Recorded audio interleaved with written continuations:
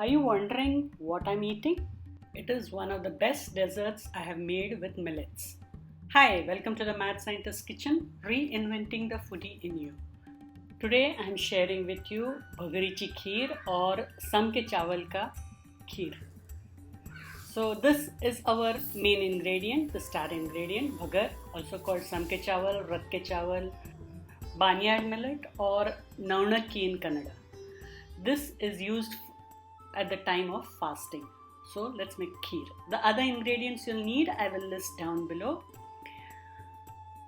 First, let us wash the bhagar. So I am using a sieve and pouring water over it. Generally, I do this under running water. I prefer it that way. My recommendation is use a fine sieve. Wash the bhagar 2 or 3 times and then set it aside. I often use millets in my cooking. This is one of the ways I use bhagar. The other way is making bhagar and amti, or even when I make khichdi, I use bhagar. I will link the recipes of bhagar and amti and khichdi down below in the description box. I have taken almonds and cashew nuts, which I will chop. You can take any nuts of your choice. Try using pumpkin seeds or even pistachios in there. As I'm chopping these nuts, I want you to check if you have subscribed to my channel.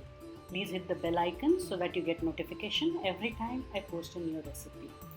This bhagarichi kheer with the tips and tricks you will find at my website, The Mad Scientist Kitchen. I am now going to boil my milk. I am using a non-stick pan. It has got a thick base, and on low flame, stirring occasionally, I will thicken the milk. This step is purely optional. Once the milk thickens, set aside to cool. Now let's check on the bhagar. I am transferring the bhagar to a pressure cooker and adding water 3 times the volume of bhagar that I have taken.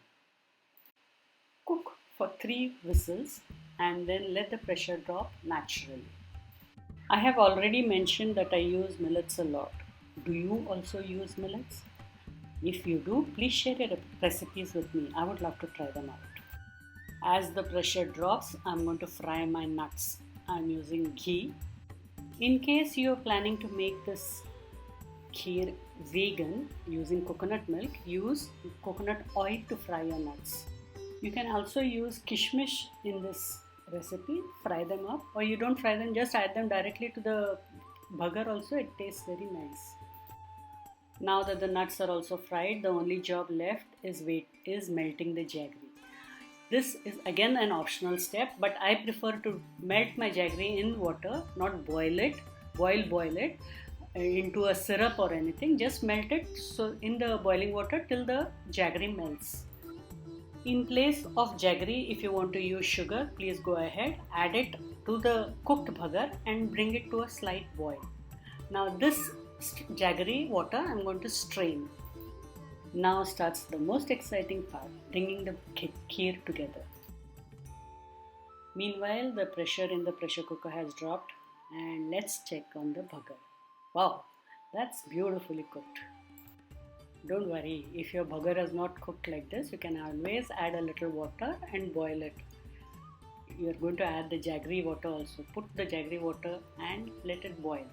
Here goes the jaggery water and mix. Mix well till the jaggery is well combined in the bhagar and you get a nice smooth batter, cake batter or dosa batter consistency. Let's taste check. You can add more jaggery if you want at this point, or a little condensed milk, about 2 tablespoons. For me this is perfect, so I'm not adding any. Let the kheer cool completely. Add the nuts over here. I'm going to grind the green cardamom in the traditional way. This is how my mother and mother-in-law used to grind their cardamom. The methodology here is very simple. On our chakla belan, add the cardamom and a little sugar to get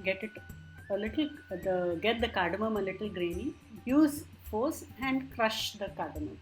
You can control the coarseness of the cardamom powder as you wish.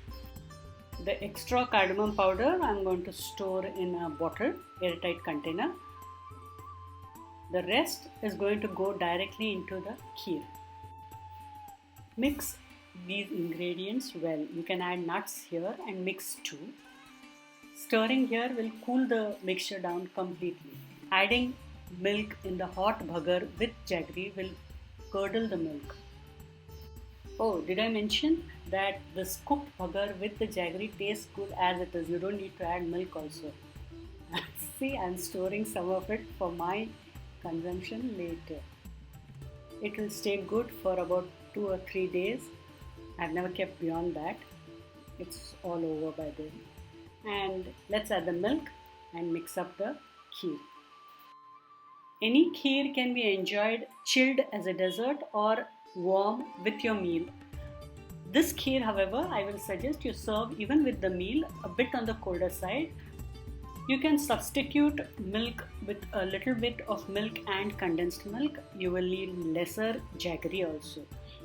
In place of jaggery, you can always use sugar. Dress up the kheer with saffron. This is how I served my kheer. I will love to hear your feedback and the way you make this kheer. Also, I would like to know what other millet recipes you want me to show. So, when are you making the kheer and enjoying it? Make it for your fast, Navratri fast. I made it for Janmashtami. It's pouring here, but we still enjoyed our kheer garnished with nuts, a little on the chilled side. So make your kheer and enjoy it with your family and friends. Don't forget to like, share and comment on this recipe. Meanwhile, I am going to enjoy this kheer. It is delicious. Make some. The transition from bhagar or vrat ke chawal to this kheer that is perfect for your vrat or upvas is amazing. Don't forget to like, share and comment this recipe. Please subscribe. See you soon with another recipe. Thanks for watching.